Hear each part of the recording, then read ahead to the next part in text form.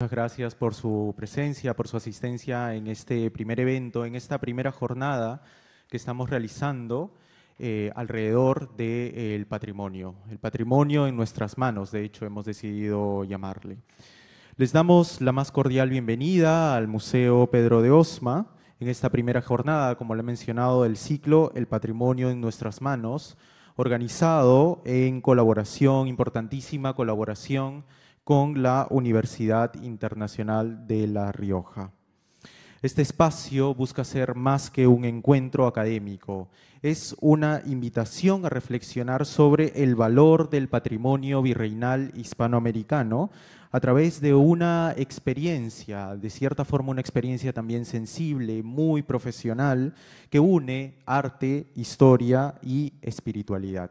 En esta primera jornada nos enfocamos en la ruta del barroco andino y en este enfoque muy importante que ofrece el auspicio de la Universidad de La Rioja, que habla del turismo trascendente.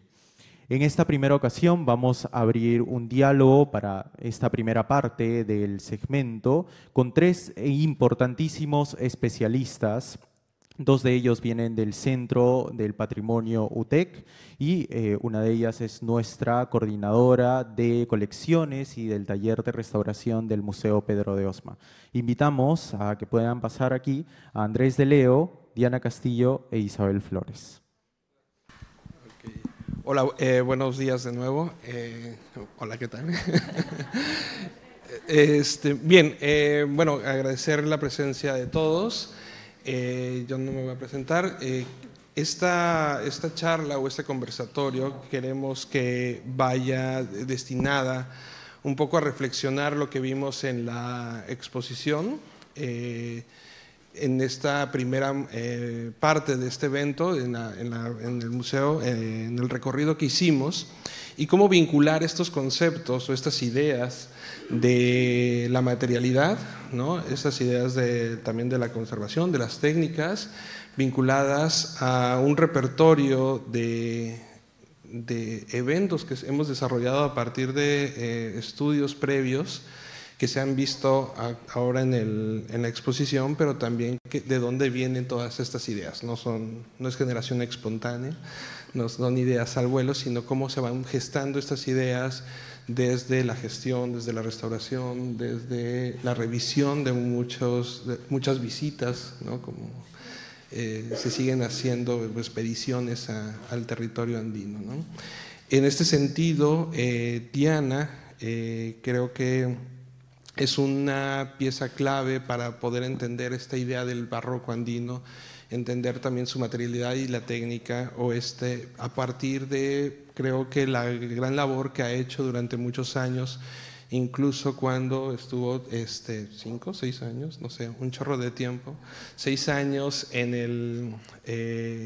a cargo de la restauración del templo de Andahuaylillas, que seguramente ya conocen, y si no conocen seguramente han escuchado de él, y si no ha sido ninguna de las dos, seguramente lo van a conocer en algún momento, y que si tienen oportunidad, no han tenido oportunidad de verlo, pues saben de lo que estamos hablando en cuestión de ese gran trabajo que ha desarrollado. No quiero echar muchas flores, pero sí una flor, porque la primera vez que vine de México a Perú, uno de los primeros templos que conocí fue Andahuaylillas, y cuando lo conocí el trasfondo de su restauración, de toda la labor que habían hecho, de los aciertos y desaciertos que también se hacen en restauración, y a pesar de todo eso, es una de las restauraciones que creo yo que a nivel Latinoamérica se tienen que destacar. Todo el mundo, no, que México nada, o sea, en verdad en México tendría que ver esta restauración para no entrar en esos códigos de restauraciones como si fueran churros, ¿no? que se hacen desde algunas instituciones gubernamentales principalmente, ¿no? Entonces, en ese sentido, ¿no? Creo que Diana puede abordar un poco más ese tema más adelante. Y queremos precisamente marcar un poquito esa idea de cómo Andahuaylillas, o bueno, la ruta del barroco andino también lo podemos ver un poquito en esta. Sí, bueno, gracias por la presentación. En realidad es un espacio abierto, siéntanse en la libertad de preguntar, estamos todos en confianza, nos conocemos, ¿no? Y es, como bien decía, pues la invitación a un diálogo. Y es contar, como bien decía Andrés, cómo nace un poco y se inspira esta exposición de María Materialidad Divina a partir de los estudios materiales que venimos desarrollando hace mucho tiempo. Y ya que justo, Iván, teníamos la presencia de UNIR, ¿no? Y UNIR, que está haciendo un gran trabajo ahora en la Ruta del Barroco, ya les va a contar en la segunda parte de esta conversación todas las labores que están haciendo ahí, ¿no? Y cómo están promocionando la ruta y también haciendo esta labor de conservación. Incluir a la Ruta del Barroco Andino, que también hemos trabajado en ella, y cómo este estudio material y entender la materialidad es parte inherente del arte barroco, del arte andino, ¿no? Entonces vamos a ir viendo un poco. Bueno, esta es la Ruta del Barroco Andino. Como Andrés le decía, pues en realidad, seguro muchos la conocen, está compuesta por 4 templos, inicia en la ciudad del Cusco, en la Compañía de Jesús, y va hacia el sureste, y incluye otros 3 templos ahí, ¿no? Que es Andahuaylillas, Huaro y Canincunca. Todos están administrados por la orden jesuita y quienes pues han generado esta ruta turística que ya me parece que tiene como 15 años, sí, ¿no? Sí, padre. Y aquí nos acompaña el padre Frank, que es director de CEMPA, que es quien administra la Ruta del Barroco Andino.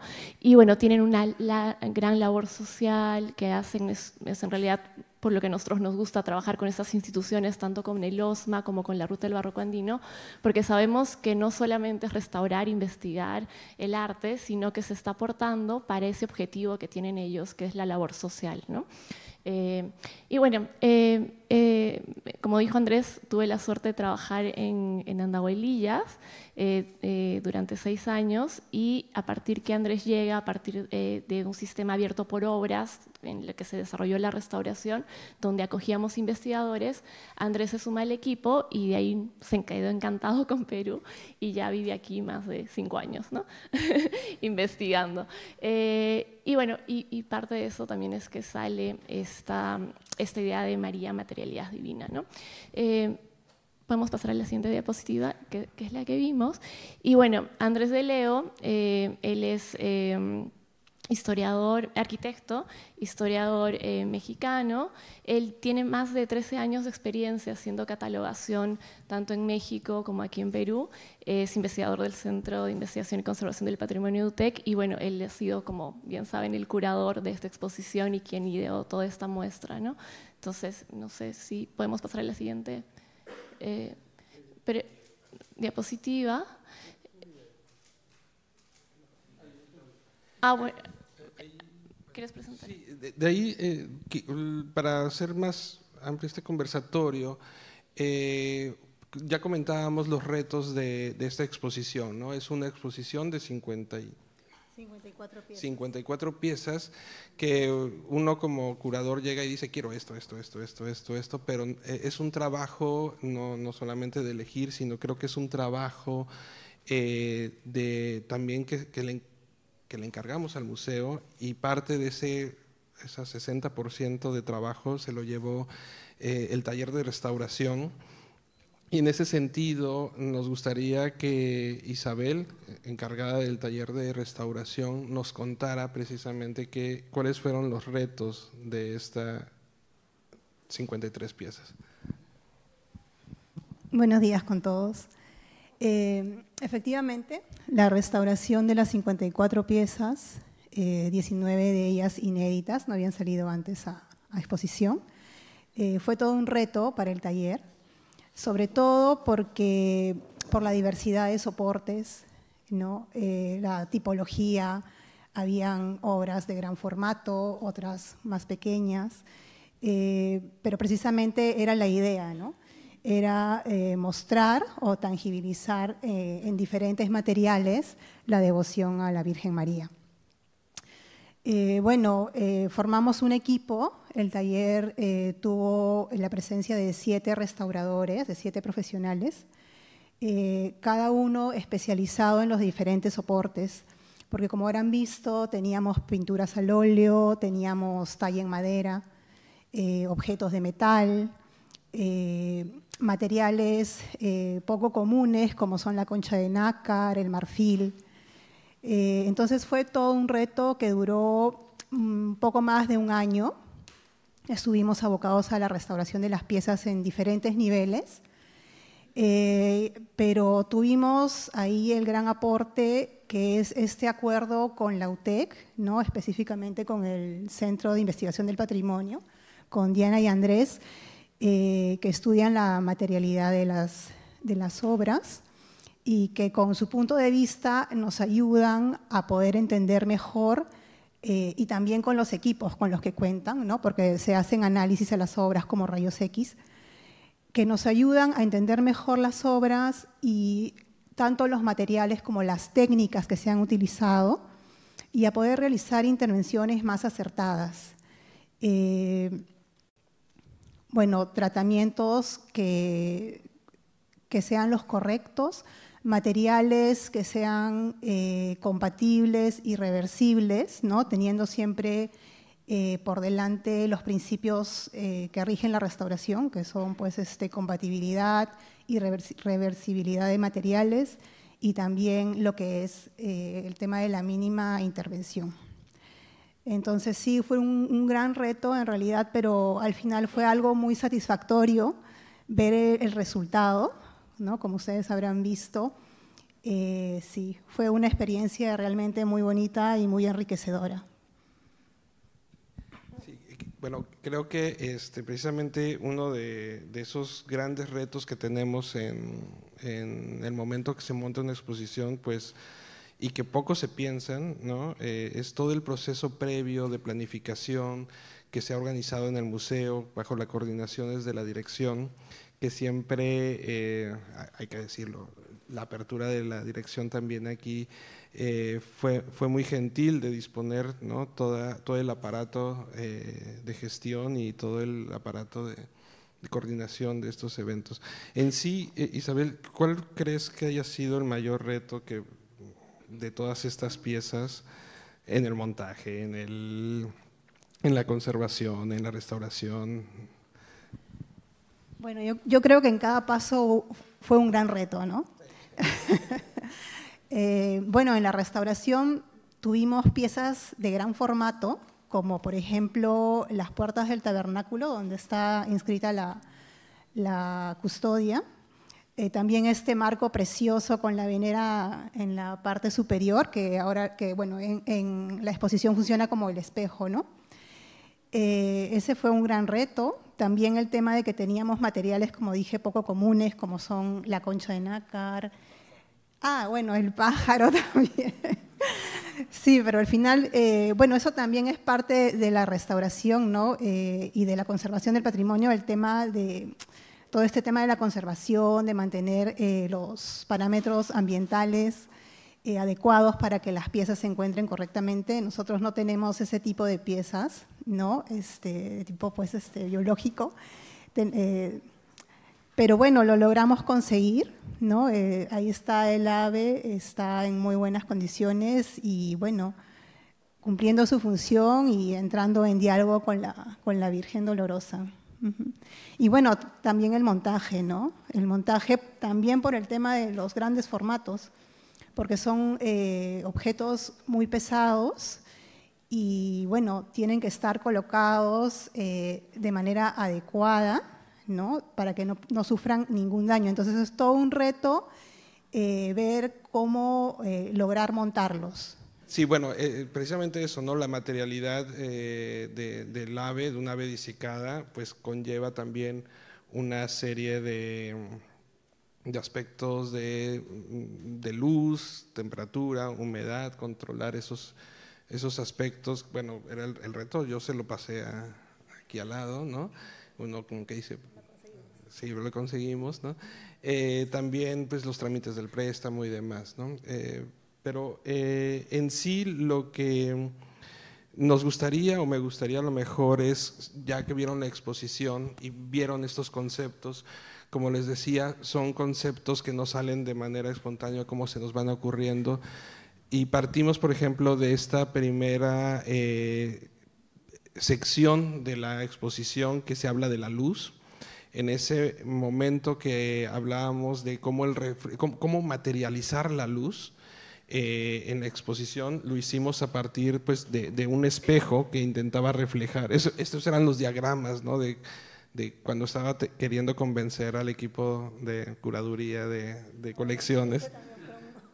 Sí, bueno, de convencerlos de que necesitamos un espejo, pero ¿qué espejo? No, el más grande, ¿no? Entonces, y quería el más grande. No, y también porque el espejo estaba vinculando con María, por su iconografía, tenía también una cartelita ahí, etcétera. Y bueno, pero esta idea de la luz no es una idea que solamente esté con la Virgen o que solamente esté como aquí protagonista en esta, sino dirigirlo quizás hacia el tema de la luz en Andahuaylillas, cómo es que la luz juega un papel también importante en estos espacios, ¿no? Y creo que Diana, ¿nos puedes contar un poquito de...? Sí, bueno, en realidad en el arte en general, ¿no? La luz es fundamental y en espacios, claro, aquí estamos en un museo y son obras que pertenecieron a espacios vivos, ¿no? Espacios, eran obras que tuvieron un uso. Entonces, también la idea de generar esta conversación es ver cómo estos objetos interactúan dentro de su contexto, ¿no? Entonces, aquí tenemos una imagen justo de uno de los templos de la Ruta del Barroco Andino, que es Andahuaylillas. Estamos justo en el coro, donde están los dos órganos pues, más antiguos de América, y vemos hacia el muro este óculo, ¿no? Por donde está ingresando pues, justamente la luz. Esta iconografía es muy interesante porque une tanto la anunciación del ángel a María como la natividad, ¿no? Esos círculos que vemos alrededor del óculo son las antífonas mayores que se cantan días antes de la Navidad. Pero el sol está ingresando un poco también simbolizando al Espíritu Santo, ¿no? Que va a fertilizar el vientre de María, y en el intrados del óculo hay un texto en quechua que hace el símil con el sol que fertiliza los campos, ¿no? Entonces vemos como tanto arquitectura, ¿no? Pintura mural, luz, ¿no? y todo el repertorio pues se unen para llevar el mensaje. Si a eso le sumamos música, le sumamos el olor de los inciensos, la penumbra también del espacio, porque ahora tenemos energía eléctrica, pero imagínense esto con velas, ¿no? Entonces la atmósfera es justo lo que pues, ya desde UNIR están transmitiendo esta idea de turismo trascendente, ¿no? De querer llevar estas sensaciones que lo que te provoca el barroco es alzar la mirada y deleitarte, ¿no? Es un poco lo que uno siente cuando va a estos templos de la ruta del barroco andino, ¿no? Y ya que hablamos de luz, pues este era como uno de los mejores ejemplos. Bien, justo la idea de ir mostrando esto, bueno, Diana, que ha trabajado durante tantos años en la ruta, yo que he estado ahí de chismoso, ¿no? También trabajando cosas paralelas en la ruta, como una obra o como una arquitectura, como una población o muchas poblaciones o muchos repertorios visuales que vamos generando a través del tiempo, se van generando dentro de un capital cultural que lo vamos a ir volcando poco a poco pues, en estas exposiciones, ¿no? O sea, la idea de la luz a lo mejor no nace, como les digo, de manera espontánea, sino nace también de estas ideas o estas revisiones que se van haciendo, de estas visitas que se van haciendo a los sitios, ¿no? Porque siempre, como le digo mucho a los alumnos, las obras de arte están en los museos, pero las obras de arte virreinal están en los templos, ¿no? Están todavía vigentes, todavía activas y demás. Y justo manejando esta idea de la luz, ¿no? Los retablos son un repertorio que también maneja estos recursos, ¿no? La luz se vuelve un elemento matérico en este sentido, ¿no? De una manera metafórica, y vemos muchos de estos retablos cuajados con espejos, con plata, que lo que hacen es generar efectos de brillo, de luz, de reflejos, que de cierta manera van a activarse en ciertos momentos. Vemos ahí el manifestador, el tabernáculo, si recuerdan en la exposición hay unas puertas de tabernáculo que en el momento que se abrían, ¿no?, detrás de este tabernáculo está la ventana absidial, ¿no?, del ábside, ¿no?, del muro testero, de la arquitectura, por donde pasaba la luz. Entonces, en el momento que se abrían estas puertas, se mostraba la custodia, se abría la ventana posterior y generaba este efecto de luz, ¿no? Entonces, esos recursos son los que van llenando para entender cómo se activaban las obras. En ese sentido, vamos combinando ahora no solo la luz, sino también la idea de la contención, ¿no? Bueno, es que un espectáculo de esos, imagínense, ya poco se hace, padre, pero debieron haber sido momentos en los que, ¿no?, impactaban a cualquiera. No, mucho creemos que son impactos que se generaban para los indígenas, pero no, es para cualquiera, porque también estos recursos no se hacían solamente aquí en América, ¿no? Se hacían también en España, en Europa. Bueno, está el transparente de Toledo. Bueno, en fin, podemos hacer muchos ejemplos, ¿no? Pero aquí también se hacían estos recursos.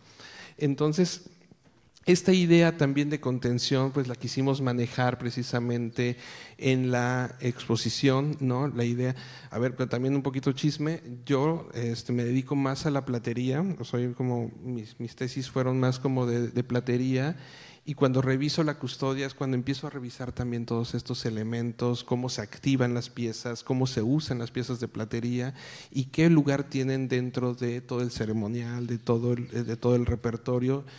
Y hay que jalar agua para su molino, ¿no? La custodia resguarda lo verdaderamente más importante de la cristiandad, el único dogma más importante, que es el cuerpo de Cristo. No representa a Cristo, es Cristo, así, punto, no más. Entonces, todo lo que está alrededor, la propia custodia, el retablo, la arquitectura, la luz, etcétera, está hecho para acompañar, ¿no?, a este contenedor, ¿no? Y en ese mismo sentido, quisimos tomar andahuaylillas también por el cariño, ¿no?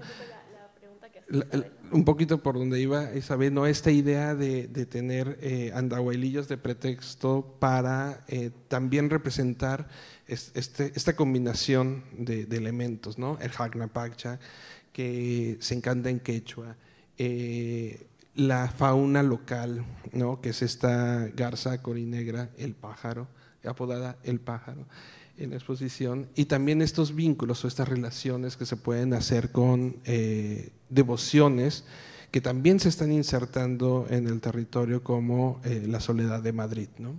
En ese sentido también, Diana, creo que tú nos puedes contar más cómo… Sí, bueno, en realidad es el Jacnapacha, bueno, todos lo conocen, ¿no? Es esta composición polifónica que se hace, justamente quien lo hace es Juan Pérez de Bocanegra, que es un párroco que sabemos que está en Andahuaylillas ahí por 1608 hasta 1631, aunque hay un conflicto ahí con los jesuitas en 1628 por ahí.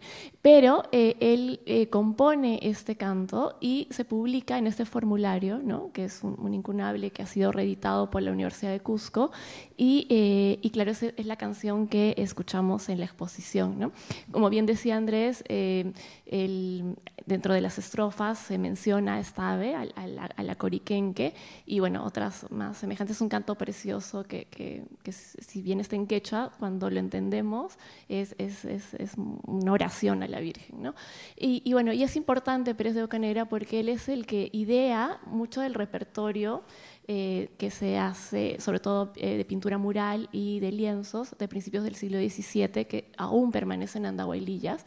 Él era conocedor de las lenguas originarias, de estas lenguas que se hablaban aquí, tanto el quechua, el aymara y el puquina, y una muestra de eso es la portada que tenemos en Andahuaylillas, la famosa portada pentalingüe, que es el ingreso al bautisterio, donde encontramos, ¿no?,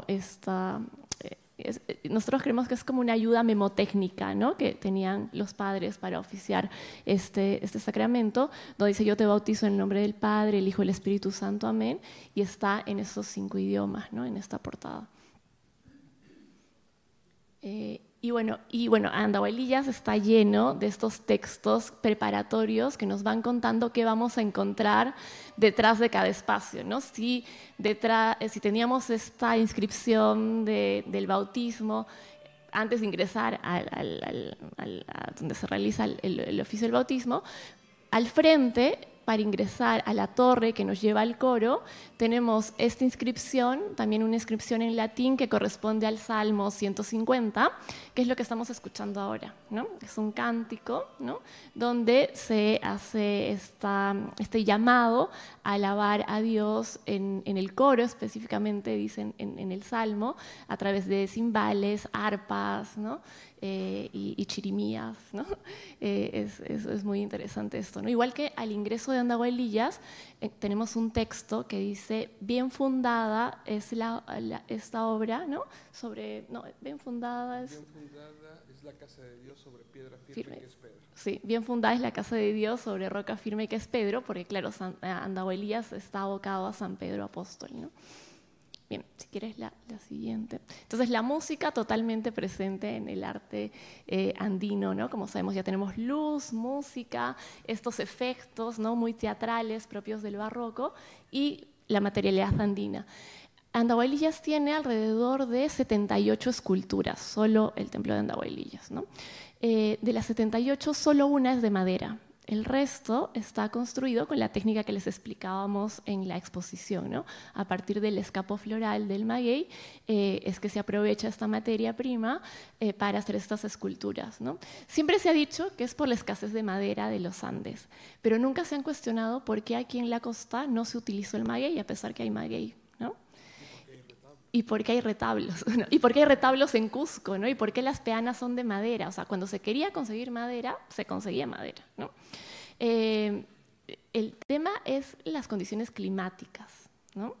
Si muchos que tendrán colecciones, el mismo museo que tiene colecciones de maguey, sabe que el maguey con la humedad desaparece, ¿no? O sea, no resiste, ¿no? Entonces, también es todo este conocimiento que hay detrás, ¿no?, de técnicas, de propiedades, que hace que se tomen estas selecciones de uso de materiales. Y en los Andes, todos los valles interandinos, que yo pude recorrer desde Huancavelica hasta Potosí, puebleando ahí por meses, el 90% de las esculturas son hechas con maguey, ¿no?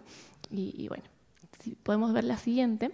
Pero si hablamos de materialidad, quería traerles este ejemplo, que fue parte de mi tesis de maestría, porque fue toda una sorpresa cuando empezamos la restauración en Andahuaylillas, que se había hablado tanto, se había estudiado tanto el famoso artesonado mudéjar, que ya de por sí el llamarle mudéjar es pues toda una discusión que no vamos a entrar ahora, pero que se decía que inclusive había en los contratos que había llegado la madera, ¿no?, de Panamá, no, de Nicaragua, me parece, ¿no?, y tal. Y claro, tiene sentido porque vemos una estructura donde aparentemente hay mucha madera, que sigue esta idea de las lacerías, que más que mudéjar está viniendo justo del conocimiento que viene a partir de estos tratados de la arquitectura de lo blanco, ¿no?, como el de Andrés, se me fue ahorita el nombre, ¿no? Pero cuando llegamos a las alturas, ¿no?, a ver este artesonado, pues madera no había, ¿no? Todo el tema de la madera no existía, y lo que encontramos es una arquitectura de alguna manera hecha a partir de la quincha, básicamente, utilizando técnicas tradicionales, ¿no? Es una estructura completamente independiente a la cubierta está a 1,50 m por encima del final de esta estructura, es una cubierta de parinudillo, como normalmente son las de los Andes, pero es básicamente caña y barro, ¿no? Si podemos ver la siguiente diapositiva. Claro, esto que vimos aquí tan espectacular, ¿no? Bueno, me voy a parar aquí para mostrarles, que parecería madera cerrada, ¿no? Y estos tableros de madera que normalmente son los famosos casetones, en realidad estos son rollizos muy delgados que con el barro se le ha dado esa sección rectangular, y la parte central es caña, es como una canasta, ¿no? Caña, y tiene más o menos 7 centímetros de alto, que es lo que le da el barro, ¿no? Entonces, si podemos ver la siguiente diapositiva.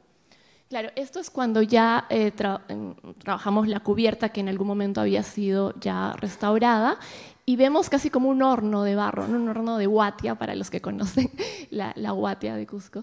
Y había perdido un poco este revestimiento de la parte superior y podíamos ver la estructura, ¿no? Cañas, que en realidad es el cúrcur, es una caña de allá de los Andes que es llena, es una caña delgadita, no es como la caña de azúcar, digamos, que es hueca, sino esta tiene un alma llena y es más resistente. Y está amarrado con soguillas y luego recubierto de barro, ¿no? Y como les digo, es 7 centímetros más o menos de espesor, ¿no? Entonces, la siguiente, si podemos ver. Entonces, es interesante cómo este conocimiento de la técnica, ¿no?, nos lleva a entender la historia del arte y la historia material desde otras perspectivas, ¿no? Y le va sumando, va enriqueciendo, porque como tenemos un resultado formal que podríamos llamar artesonado mudéjar, pero con técnicas andinas que tienen un sentido, y lo hemos comprobado en el último sismo que hubo el año pasado, no sé si se enteraron, pues en Andahuaylillas, todo el templo sigue con daños, pero esta estructura no ha sido afectada y ha resistido 300 años y más, porque justo este sistema de quincha hace que tenga esta capacidad plástica de adaptarse a los movimientos y no dañarse, ¿no? También hemos, la siguiente, si podemos ver, hemos analizado el mortero y lo hemos replicado para su restauración, y este es un mortero particular porque es un mortero bueno, tiene una serie de materiales, pero sobre todo la paja percutada previamente, y el uso de este cactus que se llama Hawacoyay, que es como el gigantón, que muchos dicen que es como el mucílago que sirve para unir los ingredientes, pero en realidad su función es retardante del secado. Cuando el barro seca más lento, seca con mayor cohesión, y eso es lo que ha permitido que su durabilidad hasta ahora, ¿no? Es casi como, claro, uno prueba, si tira el barro al sol, se craquela inmediatamente, pero si seca lentamente, se cohesionan más las partículas. Entonces, pues bueno, este es un ejemplo, perdón que me explaye, pero es un ejemplo de la importancia de estos conocimientos materiales, ¿no? Si quieres, vemos la siguiente. Y bueno, ya para terminar y no seguir, porque si nos dan carrera, seguimos aquí toda la tarde. Ya el último proyecto en el que estamos trabajando, bueno, Diana principalmente, es en esta pequeña capilla o joyel, como me gusta llamarlo, porque es una capilla dedicada a la Virgen Purificada de Canicunca, y que gracias al apoyo de la Embajada de Estados Unidos estamos ya armando el expediente técnico para la restauración de la cubierta y los muros de esta capilla. Entonces, bueno, aquí hay una serie de guías que pueden descargar también cuando visiten o visitando la página también de internet. Y bueno, pues muchísimas gracias a todos. Gracias.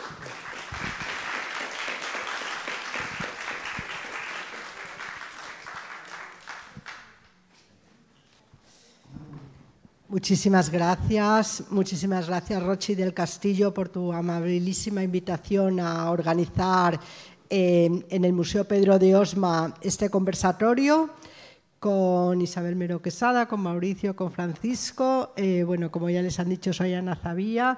Agradezco mucho a Diana Castillo también tu gran trabajo en materialidad andina y todo el trabajo que habéis hecho con nosotros para la Ruta del Barroco Andino, y agradecemos mucho la presencia de todos ustedes que nos acompañan, y también las palabras que ha dicho Andrés de Leo sobre toda la Ruta del Barroco, que nos han realmente hecho darnos cuenta de la importancia. Yo creo que iban a poner un vídeo, ¿no? Bueno, les voy a explicar un poquito el vídeo, por qué surgió este vídeo. Todo empezó porque la Universidad Internacional de La Rioja fue a conocer la Ruta de Barroco Andino, partiendo desde Cuzco, de la Iglesia de la Compañía. Fuimos a ver todas las distintas iglesias y se decidió que con conversaciones con la Compañía de Jesús, que a partir de la pandemia, pues todo lo que es el turismo cultural de la ruta del barroco había bajado las visitas, que realmente era un gran problema y que además en Europa esta ruta del barroco no se conocía mucho. ¿Por qué? Porque siempre se piensa un poco más en Machu Picchu o venir a Lima, después Cuzco, Machu Picchu, y la ruta del barroco era desconocida en Europa. A ustedes les puede parecer raro, pero nos dio realmente una pena grande, ¿no?, que no se conocieran estas iglesias. Y Francisco Pastor, que es el investigador principal de la ruta del barroco andino, decidió hacer todo un proyecto que ahora le vamos a contar de desarrollo de la ruta en España. Entonces, la ruta de barroco andino fue presentada en las ferias más importantes de turismo, que se llama FITUR, y Isabel Miró Quesada vino con nosotros en esta ruta, y nosotros quisimos unirnos, por un lado, con el Museo Pedro de Osma, que por eso se ha hecho este conversatorio aquí, y porque pensamos que este museo puede ser el comienzo de la ruta del barroco andino en Lima. Entonces nos parecía muy interesante que las personas se dieran cuenta de que aquí hay mucha obra barroca, que podíamos empezar con una ruta del barroco andino, ampliando un poco el nombre, y por eso nos parece interesante esta relación con este museo, y agradecemos sobre todo a su directora que nos ha dado la oportunidad. Pero la ruta del barroco realmente empieza en la iglesia de la Compañía de Jesús de Cusco. Lo que estamos haciendo es una restauración de obra de arte de los lienzos de Marcos Zapata, que hemos empezado con 3 lienzos. Vamos a intentar hacer una restauración completa de todos los lienzos, y todo este proyecto está realizado por personas restauradoras de Lima. Rosana Kwon, que está aquí con nosotros, nos va también a hacer una ayuda intelectual y material de cómo se está haciendo esta restauración, porque también queremos hacer un convenio con la UTEC para que se pueda llevar a cabo de la mejor forma posible. Lo que nosotros queríamos era poner en valor toda la ruta, y por eso lo primero que hicimos fue este vídeo, que lo realizó el cineasta José Luis López Linares, que es un cineasta español que viajó desde Madrid a Cuzco para poder pues, transmitiros esta maravilla de vídeo, que también fue patrocinado por la Universidad Internacional de La Rioja.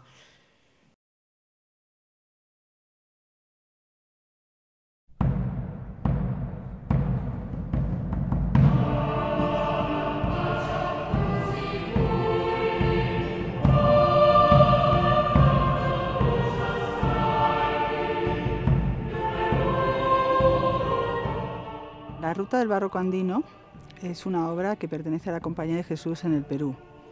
Consta de 4 iglesias. Una es el Templo de la Compañía de Jesús, que está en la ciudad de Cusco, en la Plaza de Armas, y las otras 3 están en el Valle Sur de Cusco.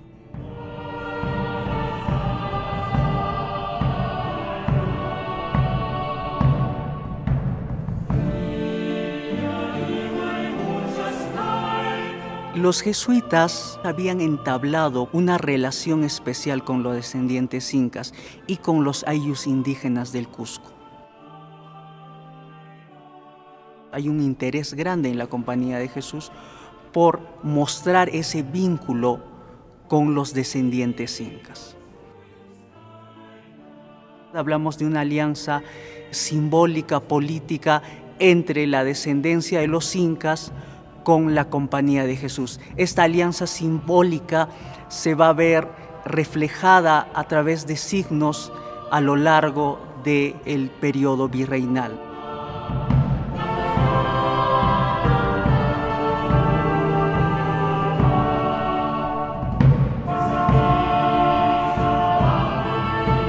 En el templo de Huaro, la construcción es fines del siglo XVI. Inicia con los jesuitas, que es dedicado a San Juan Bautista.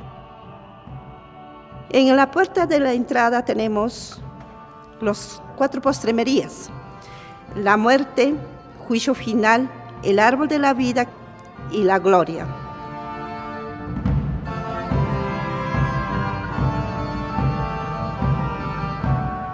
Nos encontramos en la capilla de la Virgen Purificada o de la Candelaria. Esta capilla data del siglo XVII. Está hecha sobre una roca y es bastante visitada por todos los feligreses de acá de la zona. Los comentarios de los visitantes les ha concedido algún milagro, algún deseo que ellos pidieron y se les ha hecho realidad. Andahuaylas ha creado este pequeño taller de conservación para trabajar las esculturas que sufren daños en los procesos de culto. El proceso de restauración ha sido abierto por obra. Nosotros, trabajando en el taller, los 6 restauradores, teníamos visitas de las personas del pueblo, los que están devotos de las imágenes, entonces teníamos que trabajar íntegramente relacionados con la comunidad. Los ingresos de estos 4 templos se utilizan para atender las obras sociales que tiene la Compañía de Jesús en esta zona y en la que tenemos comedores, bibliotecas, ludotecas, asistencia social. El sitio en sí es mágico y lo que hacen aquí por los niños también es súper especial y súper gratificante. Es darles cariño y que tengan un espacio donde jugar.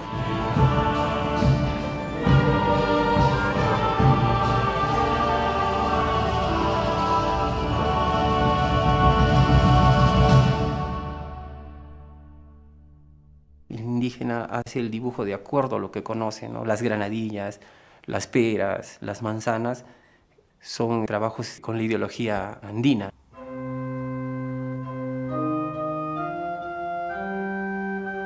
Esta iglesia es muy famosa, muchos lo conocen como la Capilla Sixtina de América.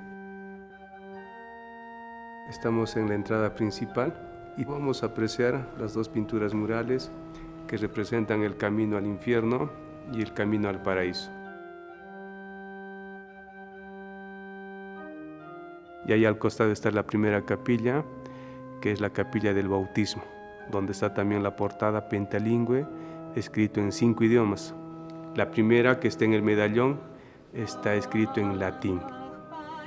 Ego te bautizo in nominis Patris, Filii, Spiritus Sancti, amén. El segundo idioma, el horizontal, el español. Tercer idioma, el medio arco, el quechua.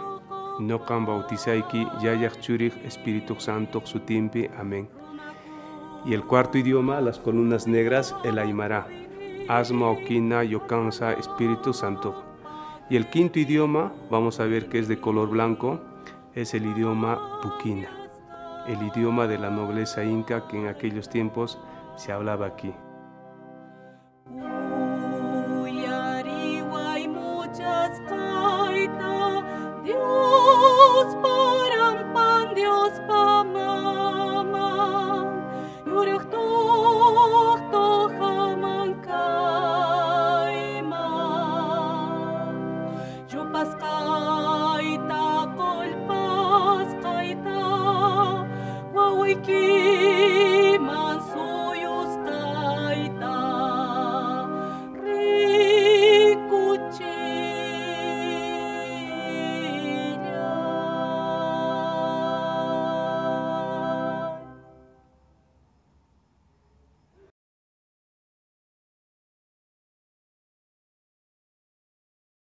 Bueno, pues yo creo que con este vídeo en España pues la gente puede saber muy bien lo que es el barroco andino y nos podemos trasladar un poco a este turismo trascendente que ha creado un poco la idea de la Universidad Internacional de La Rioja, ¿no? De poder hacer una experiencia un poco distinta.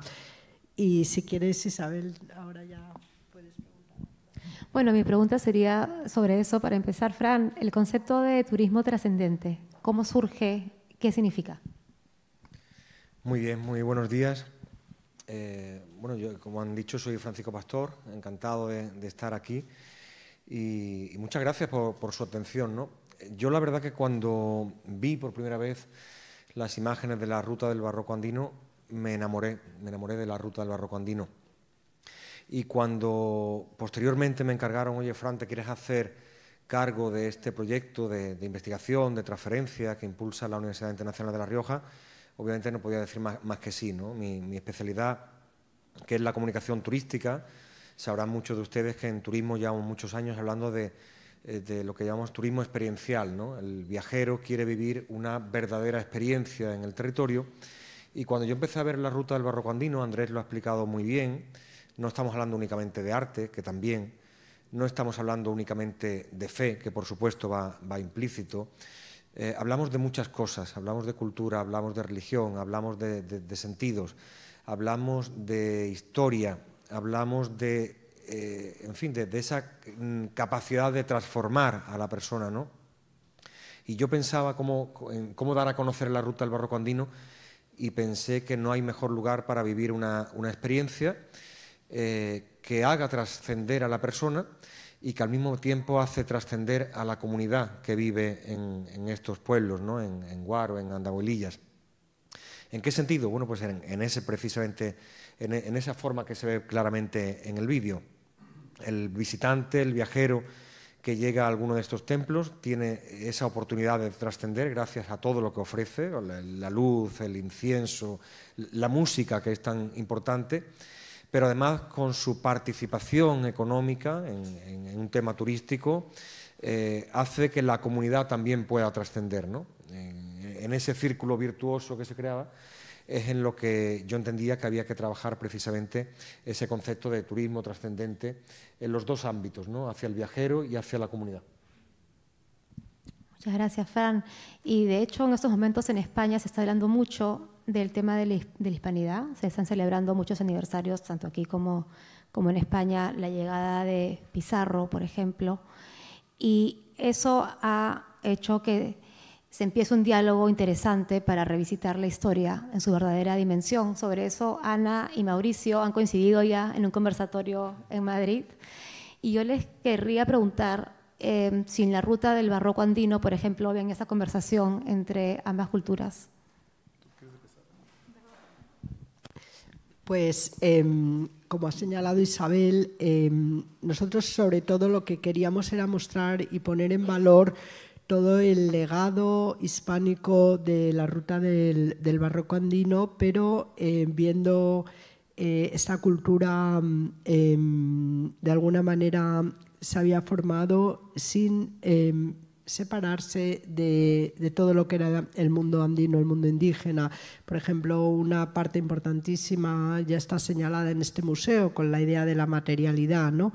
La pintura española no tiene los componentes matéricos iguales a la pintura virreinal, y eso nos parecía también muy importante de señalar, ¿no?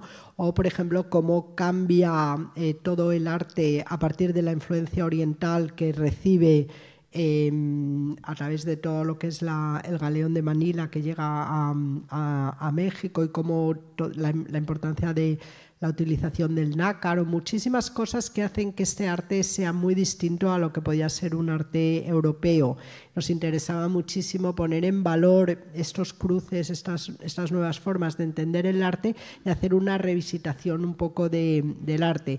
No solamente porque está ahora mismo en el Museo del Prado una exposición de arte virreinal que antes no se consideraba tanto como parte de nuestro legado, pero ver que en España, por ejemplo, la Virgen de Guadalupe es una de las advocaciones, la Virgen de Guadalupe de México es una de las advocaciones más veneradas. Entonces, viendo todo esto, pues nos parecía interesante hacer una nueva relectura del arte y ver toda la raíz hispánica de la ruta del barroco. Y entonces, bueno, creemos que esto puede ser muy bueno también para lo que es el turismo cultural, ¿no? No solamente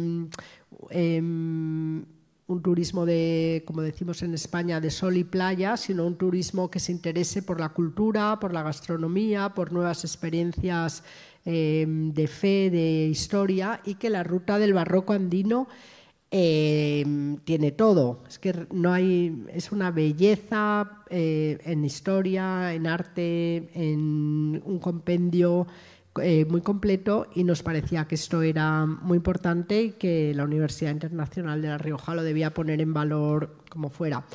Se han hecho muchas cosas e incluso se ha hecho, por ejemplo, unos legados para los niños, ¿no? Para que los niños den clase y aprendan lo que es la ruta del barroco andino y lo puedan poner un conocimiento más profundo, ¿no? Y también respeten y aprendan a querer desde niños su propio patrimonio y lo pongan en valor. Y todo esto se ha hecho en relación con la Asociación de los Jesuitas, con la Asociación SEMPA, que nos ha ayudado a todos estos proyectos en Cuzco.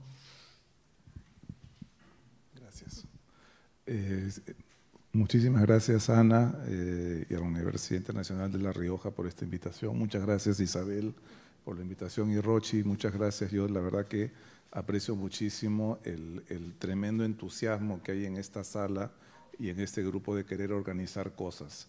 Y yo creo que es, digamos, esta fuerza de nuestra cultura la que hace que sea fácil hacerlo y que sea tan convocante al mismo tiempo.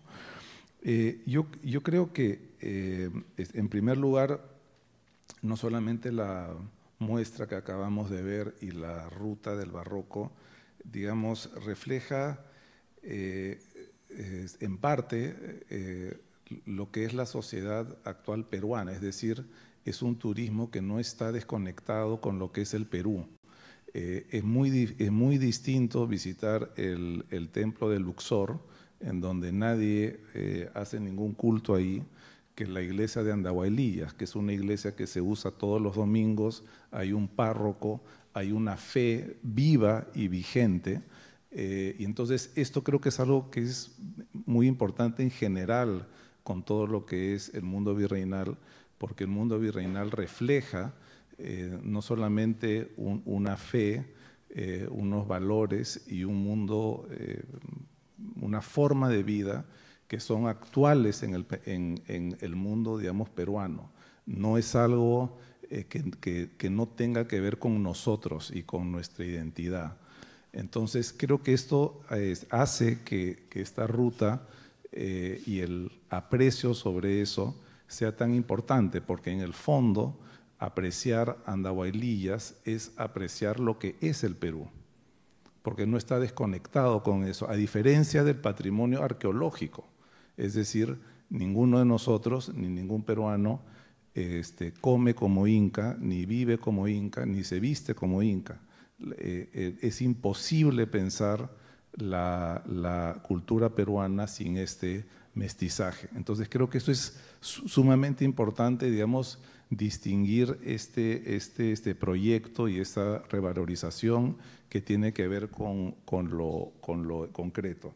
Y en ese sentido, creo que otra vez utilizando el término de esta convocatoria, este mismo museo refleja estos cambios, pero sobre todo las continuidades que existen entre el mundo virreinal y la República Peruana, es decir, lo que normalmente concebimos como el Perú. Juan Manuel de Goyeneche fue el general, digamos, más exitoso de las guerras de independencia. Claro, era general del Ejército Real, pero el único general peruano que ganó batallas en la guerra de la independencia, él paró a Belgrano por digamos, Bolivia, fue un arequipeño, que es Juan Manuel de Goyeneche, primer conde de Huaki, digamos, nada más andino además que ese título. Felipe Pardo y Aliaga fue hijo del último regente de la audiencia del Cusco. El padre se va al exilio con sus hijos. Felipe y sus hermanos, los Pardo y Aliaga, habían sido educados en el Perú y regresa al Perú, lo cual también creo que es un reflejo muy, digamos, no solamente muy bello, sino muy representativo de la peruanidad, O sea, esta idea que el chino de primera generación ya no, después de un tiempo ya no quiere comer comida 100% china, sino que tiene que tener un toque peruano, refleja justamente esta fuerza. Él se va por razones políticas, el padre, pero su hijo regresa y parte de la familia regresa porque entienden que esta es su patria chica. O sea, hay un reclamo, hay, digamos, algo que hacen ellos el Perú. Y el otro ejemplo es Gaspar de Osma, que está aquí. Gaspar de Osma fue oidor de la Audiencia de Lima y fue también integrante de la primera Corte Suprema de Justicia de Lima. Otra vez, elige quedarse, viene como parte de este componente de peninsulares que llega al Perú para, entre comillas, transformar, reformar la administración de justicia que estaba llena de criollos, y al final otra vez el Perú terminó transformándolo a él. El hecho que en el Perú se hayan, y por supuesto hay muchísimos ejemplos de esto, que se hayan aplicado las 7 partidas hasta 1552, el Código Civil, se aplicaban las 7 partidas, las ordenanzas militares de Carlos III se aplicaron hasta la guerra con Chile. Entonces, no hay el precioso manto, traje de la Virgen de Otusco, con una bandera del Perú y en medio una Eucaristía. O sea, hay una república cristiana, hay una república eucarística. Entonces, hay una continuidad evidente entre las defensas de la Eucaristía virreinales y el escudo nacional que reemplaza las armas de la República con la Eucaristía. Entonces, creo que esta digamos, hispanidad como hilo conductor, digamos que una forma de ver el mundo que genera este mestizaje, no solo manifestado en la continuidad política, en el sentido que, como muy bien, digamos, explica Ramón en todos sus libros, de que los reyes de España son en el fondo, no en el fondo, explícitamente quienes continúan la corona de los incas, de la misma manera que Felipe II fue también gran duque de Milán cuando saca los Sforza. Entonces, digamos, estas características hacen que seamos realmente una cultura única, ¿no? Cuando la Serna deja el Perú, se embarca en Islay para nunca más regresar, deja un Perú que no hubiera reconocido Pizarro. No existían los pueblitos que nosotros vemos en la sierra en la época de los incas. Salvo Yantaitambo, no hay ciudades con planta inca. Todo lo que nosotros asociamos como peruano tiene que ver con eso, el uso de las monteras es español, el traje de los hombres hasta la rodilla, el poncho es asturiano.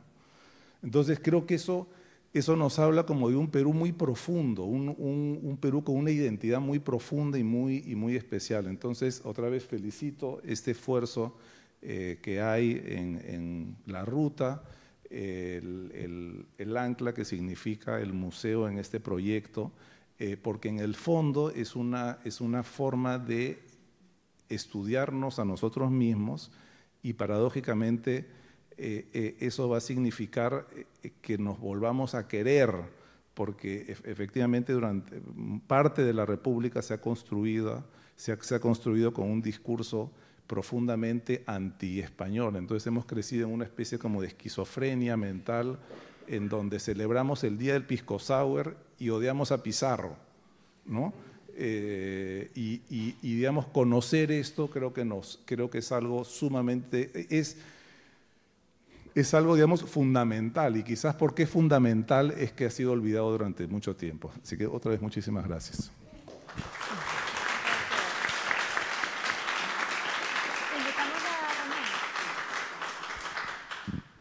Ramón Mujica. Quería invitar a Ramón, esto es una improvisación que hemos decidido dar, ya que haya tenido la gentileza de acompañarnos a que nos dé un cierre. Me van a perdonar por autoinvitarme. Yo soy Fran Gutiérrez Blas, sacerdote jesuita, presidente de la Ruta del Barroco Andino. La Ruta del Barroco Andino nace hace 15 años. Los jesuitas llegamos a Quispicanchi, provincia del Cusco, en el siglo XX, en los 60. Ya habíamos estado en el siglo XVII, pero luego hubo la expulsión de los jesuitas. Regresamos. Quispicanchi es una provincia del Cusco. En Quispicanchi están los distritos de Huaro y Andahuaylillas. Y estos distritos tienen sus parroquias y sus capillas. Y esa es parte de la ruta. Llegamos a los 60, ¿por qué a Quispicanchi? Quispicanchi era la segunda provincia con mayor pobreza en todo el Perú. Y fuimos para trabajar con las poblaciones indígenas. Fuimos, digo, como parte del cuerpo, ¿no? Yo todavía no nacía. Pero fue la idea, estar con la gente más pobre quechohablante del Perú. Y ahí nació una misión en lo que es el distrito de Urcos, capital de Quispicanchi. A 5 minutos en carro está Huaro, a 15 está Andahuaylillas. Actualmente a 1 hora y 15 está la ciudad del Cusco. Actualmente en Urcos, en la comunidad jesuítica de Urcos, hay 6 jesuitas que atienden toda la provincia, 6 parroquias.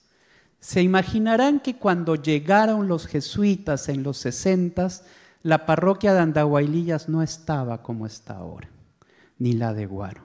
Eran parroquias que, como cualquier curita de pueblo, atendía y estaba, pues, bueno, ya se imaginarán. Los sacerdotes estudiamos griego, latín, inglés, filosofía, historia, literatura, teología, pero arquitectura, reparación cultural, sabemos algo de arte, pero para llevar estas iglesias no podemos. Entonces, sabios compañeros de época, poco a poco dijeron, necesitamos tener relaciones con entidades e instituciones del mundo de la cultura para que nos ayuden a preservar estos templos. Ni siquiera preservar, para empezar a develar todo lo bello que tienen, que estaba maltratado. Tenemos que conseguir recursos, hacer alianzas, y de ahí viene todo esto, o sea, y se crea una institución que se llama CEMPA. Y el producto de CEMPA es la Ruta del Barroco Andino. Empieza, como ya lo dijeron, en Cusco y luego va al Valle Sur y sigue. ¿Cuál es la finalidad de la ruta? 1, mantener estas iglesias, patrimonio del país, patrimonio de la humanidad. 2, sostener los programas sociales que ya se mostraron. Tenemos 60 personas que trabajan en Quispicanchi, que son financiadas por la Ruta del Barroco Andino. Ya se imaginarán qué dura fue la pandemia. ¿Qué pasó con el turismo en la pandemia? 0. ¿Y qué haces con 60 personas en planilla? Por más 2 años y extra que fue. Fue muy, muy, muy complicado. Pero bueno, gracias a Dios ya estamos en otra etapa, reflotándonos. Y el mensaje que quiero aquí un poquito decir es qué importante hacer alianzas, qué importante trabajar juntos, ¿no? El mundo de la cultura, de la espiritualidad, de la fe vivan. Los curitas allá no estamos viendo estas cosas maravillosas, estamos viendo los bautizos, la señora que se murió, los responsos, bodas en Andahuaylillas, ciertamente hay varios limeños que van allá, pero nuestra preocupación es esa. Pero es entidades como por ejemplo el trabajo de Diana, UNIR, aquí con el Pedro de Osma y con todas las entidades que podemos juntos mostrar esto a la humanidad. Igual, pues gracias a UNIR, gracias a Diana, gracias a ustedes por mostrarnos aquí.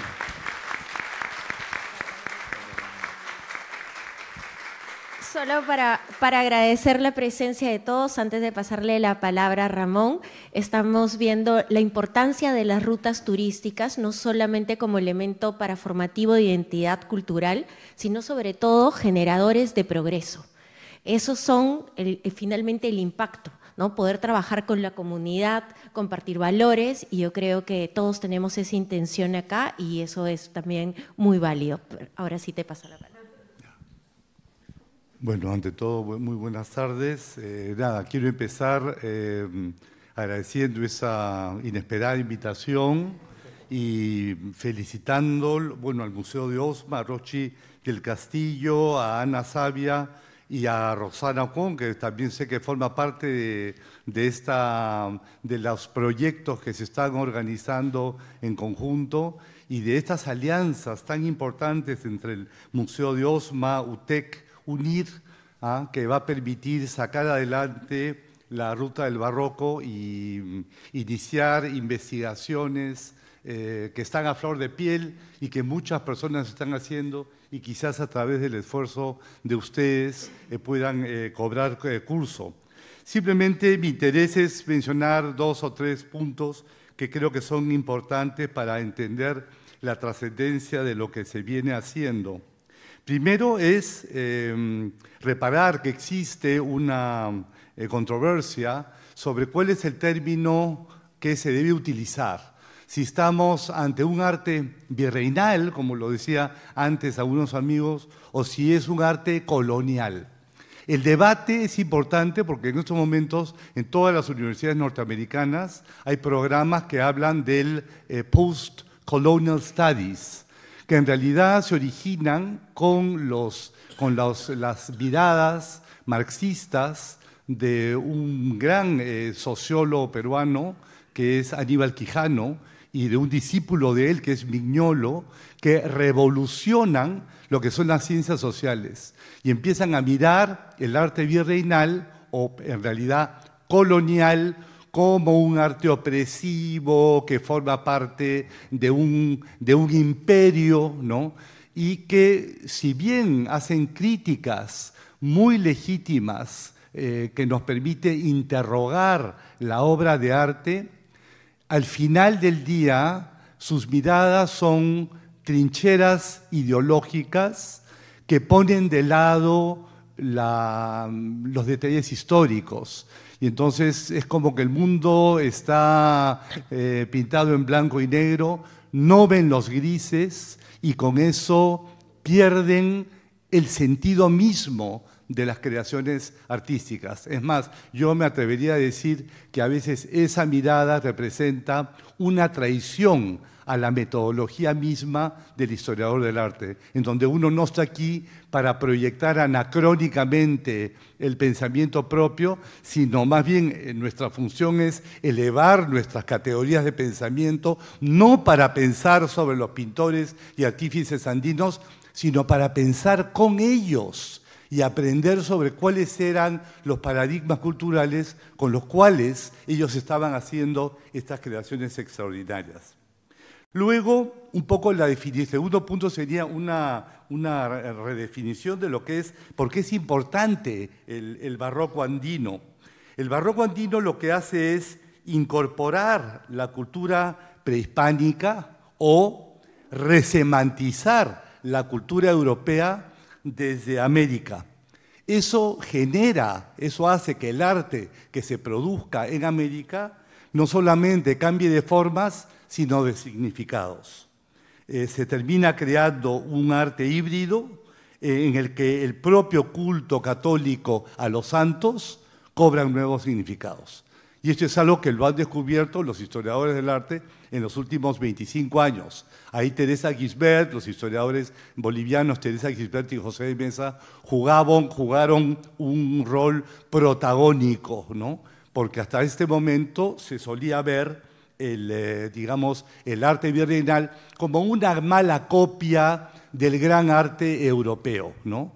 Y al descubrirse que las composiciones podían ser similares, pero no sus contenidos, se introduce una nueva lectura al arte local que le cambia su trascendencia, por así decirlo.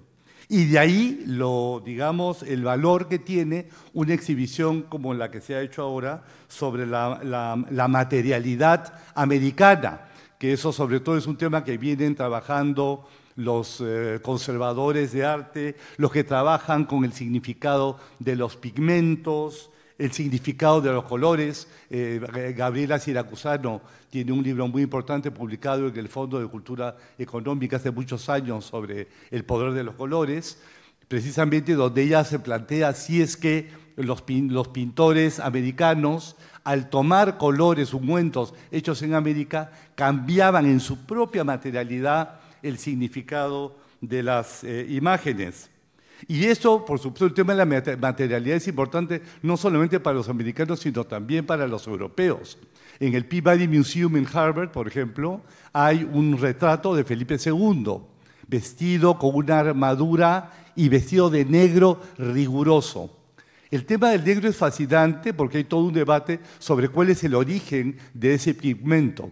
Y se estaba argumentando en la Universidad de Harvard, en una conferencia que fui a escuchar, de cómo probablemente ese negro venía del polvo de las momias egipcias, que ahí además tenían los chisguetes. Parece ser que de Egipto salía el negro porque lo tomaban de la piel de las momias. Y lo extraordinario es que si ese fuera el caso, entonces el retrato de Felipe II no solamente es un retrato del rey, también es un vanitas, es una especie de bodegón humano en donde lo que el rey significa con toda su armadura es que su existencia también es efímera, como la de las momias. Entonces vemos cómo el tema el debate en torno a un ungüento puede terminar, digamos, alterando el significado mismo de la composición. Y luego el tema de la materialidad americana con relación a la Virgen de Guadalupe es fascinante, porque no suele saberse que, bueno, obviamente la Virgen de Guadalupe novohispana es una variante americana de la Virgen de Guadalupe española, ¿no?, de Extremadura. Pero hay un libro profético italiano, escrito por Amadeo de Portugal, es un fraile franciscano que tenía visiones y que escribe un tratado que se llama El Apocalipsis Nova, o el Nuevo Apocalipsis. Y ahí menciona cómo en el monte Janículo de Roma, donde supuestamente había sido crucificado San Pedro boca abajo, se le aparece el arcángel Gabriel. Y el arcángel Gabriel le presenta a la Virgen María. Y la Virgen María le dice, mira, te voy a hacer una serie de revelaciones muy importantes, que en realidad estas revelaciones se las dije a San Lucas, pero el apóstol San Lucas, que es el que hizo mi primer retrato, decidió que no era el momento adecuado para decir lo que yo te voy a decir a ti. Y lo que te voy a decir es que así como Jesús, mi hijo, está presente en las especies sacramentales de la Eucaristía, que no es que la última cena es un memorial, un recuerdo, no. Él está en el pan y el vino, en su cuerpo y su sangre están presentes. Justamente el Concilio de Trento tenía ese sentido, que es el milagro de la transubstanciación. Pues lo que le dice María al Beato Amadeo es que así como el Hijo está presente en las especies sacramentales, al final de los tiempos, ella también estará presente en sus imágenes. Ella estará presente en las efigies, o sea, en las pinturas y en las esculturas que se hacen de ella. Esto es muy importante porque el Apocalipsis Nova del Beato Amadeo de Portugal es el texto más citado por los comentaristas mexicanos del siglo XVIII. ¿Y por qué?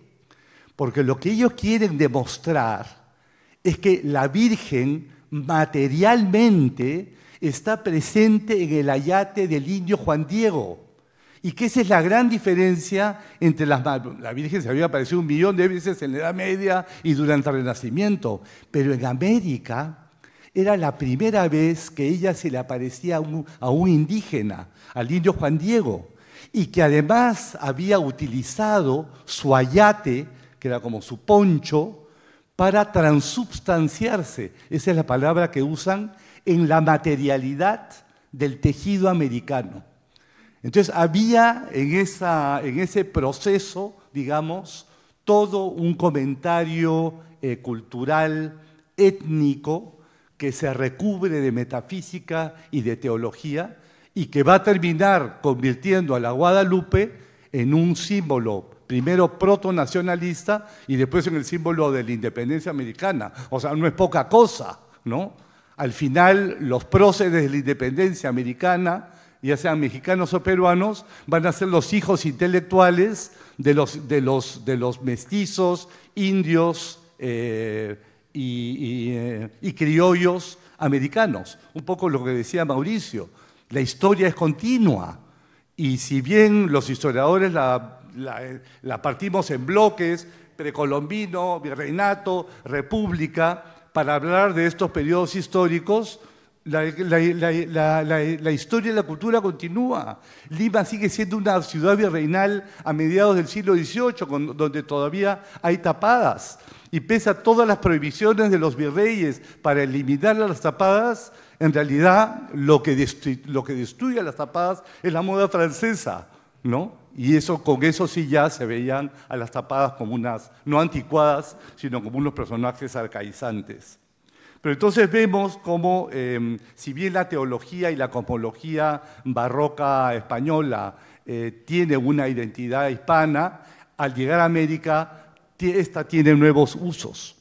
El tema, por ejemplo, que hemos visto de las lenguas, el uso de las lenguas nativas, el hecho que en la puerta bautismal de Andahuaylillas se escriba en el nombre del Padre, del Hijo y del Espíritu Santo, en latín, en quechua, en puquina, en español, es algo realmente extraordinario.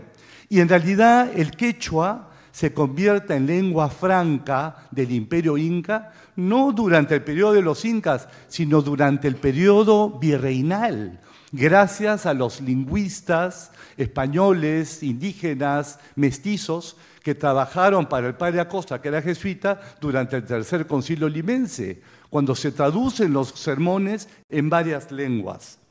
Y después, bueno, por otro lado hay que reconocer ese famoso dicho, traductore, traidore, toda traducción es un acto de traición al significado original a través de los diccionarios. Ahí sí se colonizaban el significado original de las palabras quechuas, porque al final la conquista también es una conquista de la cosmología y la mejor manera de hacerlo es a través de la traducción. Y entonces por eso es que la palabra supay, por ejemplo, que en tiempos prehispánicos significaba ancestro, en los diccionarios de los misioneros significa demonio, porque quieren que los indios identifiquen al culto a los ancestros, que era pecaminoso, con el demonio. Pero hay países donde tienen que entrar los lingüistas, los antropólogos, precisamente para hacer estas distinciones. Y también hay que rescatar lo que decían algunos teólogos jesuitas. Por ejemplo, Antonio Ruiz de Montoya escribe un diccionario sobre el guaraní en el Paraguay.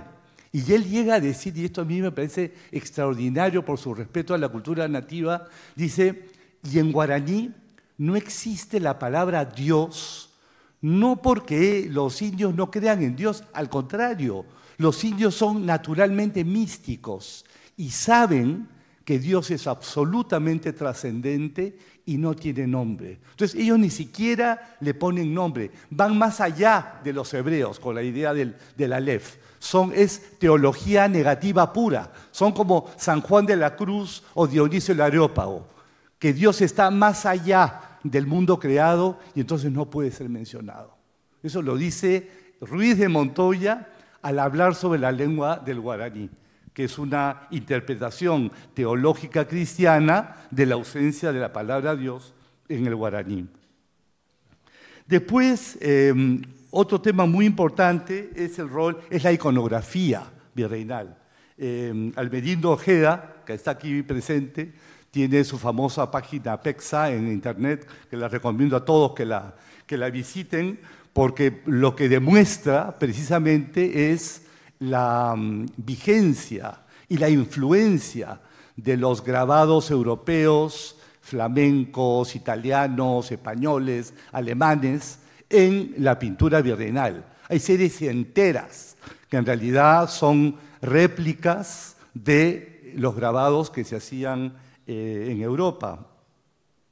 Pero no todas las imágenes son meras réplicas de los modelos visuales europeos. Por ejemplo, el Cristo de Burgos se convierte en el Cristo de los Temblores, del Cusco. O el Niño Jesús Inca es en realidad que es una imagen completamente subversiva, en donde se representa al Niño Jesús como un Inca rey, ¿no? Y que además es un culto que fue oficialmente prohibido por el obispo madrileño del Cusco, Manuel de Molinero de Angulo, cuando él llega a Cusco y descubre que un montón de altares, incluido Andahuaylillas, hay imágenes de un Niño Jesús con ojotas, con un cuinca, con mascaipacha. Y no le quedaba claro si se trataba de un Niño Jesús vestido como Inca o si es que el Inca era el nuevo Mesías, que además iba a venir aquí para votar a los Borbones, porque habían hecho reformas que traicionaban el fundamento espiritual de la Casa de Austria, que era el rol protagónico de los caciques indígenas dentro de la Iglesia. Y que a los Borbones, con ese espíritu afrancesado que ellos tenían, no estaban tan convencidos que debía funcionar esta política más colonialista y francesa que la raíz espiritual española que venía de los Austrias. A los Austrias no le cabe la menor duda. Y por eso durante las rebeliones indígenas del siglo XVIII, ¿cuál es el símbolo máximo de la resistencia contra las reformas de Carlos III? El águila bicéfala de los Austrias, que la tienen en el pecho la Virgen de Cocharcas y la Virgen de Copacabana. Ya pues, ¿ah? O sea, ahí vemos cómo las vírgenes locales han adquirido un significado no solamente cultural andino, sino imperial. Es el reino del Perú, que forma parte del Imperio de España, pero que no le roben sus independencias, que no utilicen la geografía solamente para extraer su plata y con eso pagar las guerras contra los protestantes en Europa. Así no es. Y por eso hay un dibujo en la carta de Guamán Poma de Ayala de inicio del siglo XVII al rey Felipe III. Representa al Inca sobre el Cerro Rico de Potosí, sosteniendo las columnas de Hércules del Imperio Español, y pone un versículo del Antiguo Testamento: Ego fulcio columnas eos. Guamán Poma le dice a Felipe II: yo sostengo las columnas de tu imperio. Los reinos del Perú sostienen al Imperio Español, pero no se lo dice como un acto de rebeldía, se lo dice en un acto de vasallaje, como diciendo: despierta, somos tus vasallos católicos, que hemos sido integrados a Roma. Entonces no pierdas de vista quiénes son, dónde está tu sostén espiritual. Después va a sugerir, por supuesto, que Cusco es la nueva Roma, ¿no? Por supuesto. Pero todo eso forma parte del barroco andino. Bueno, y simplemente para terminar, mencionarles de que en el escudo nacional peruano hay una frase, un versículo que ya no está, que describía todo el periodo virreinal como 300 años de oscurantismo, de tinieblas y de esclavitud.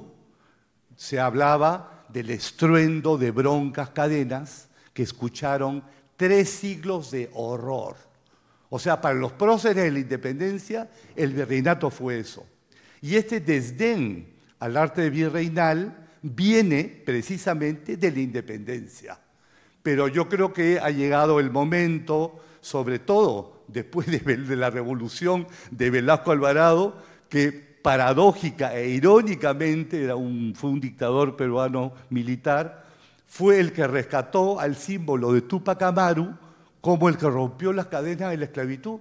Y en realidad Túpac Amaru nunca quiso hacer eso.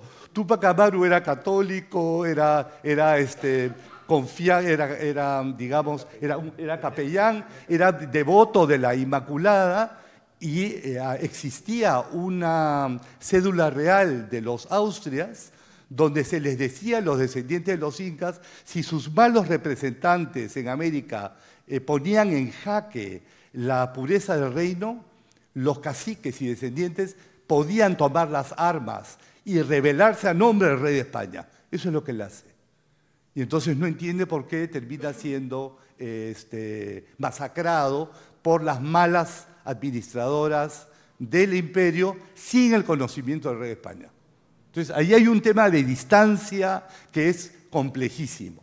Fernando de Cislo, un famoso pintor contemporáneo, que ya ha fallecido, decía que el arte virreinal era mucho más original que el arte republicano del siglo XIX, que más bien era colonial frente al academismo francés, que bueno, sí introducían algunos temas costumbristas y nacionalistas, pero en cuanto a las temáticas, al color, a la transformación de las composiciones europeas, el arte híbrido andino valía mucho más que el arte republicano. Y simplemente a recoger la idea que ya se ha mencionado, que el barroco andino exige una mirada multidisciplinaria. Aquí tienen que entrar antropólogos, sacerdotes, misioneros, teólogos, sociólogos, lingüistas, para dimensionar lo que realmente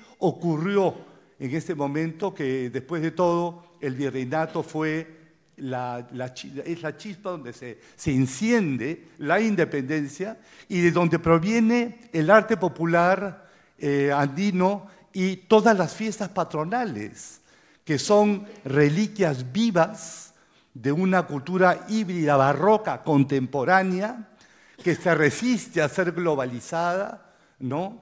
Y que ha interrumpido la modernidad para algunos, efectivamente lo ha hecho, porque hay un elemento arcaizante, pero al mismo tiempo ofrece una identidad, una estética que no deja de ser no moderna, sino postmoderna, por sus extraordinarias, digamos, aportes artísticos, culturales e incluso metafísicos. Muchas gracias.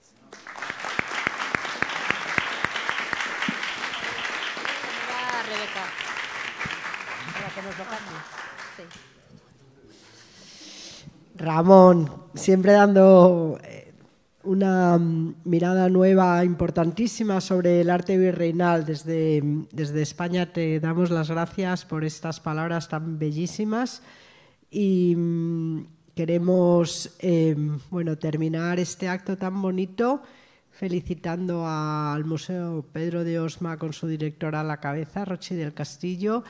Nosotros somos unas personas aliadas de todo este proyecto que venimos a ayudar.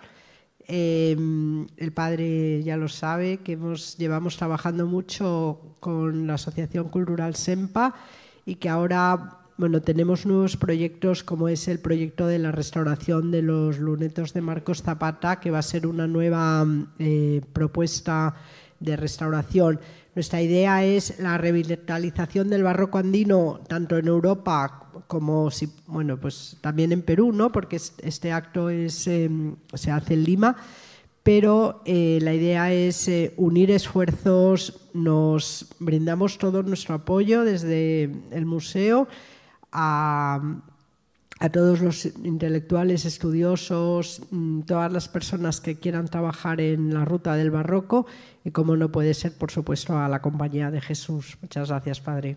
Muy bien.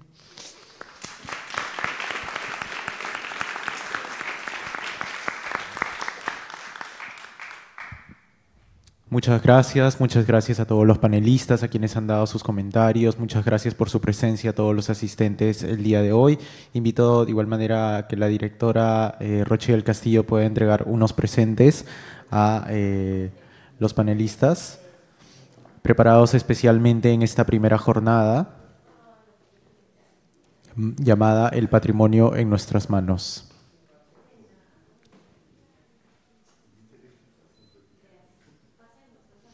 quizás una foto podemos hacer.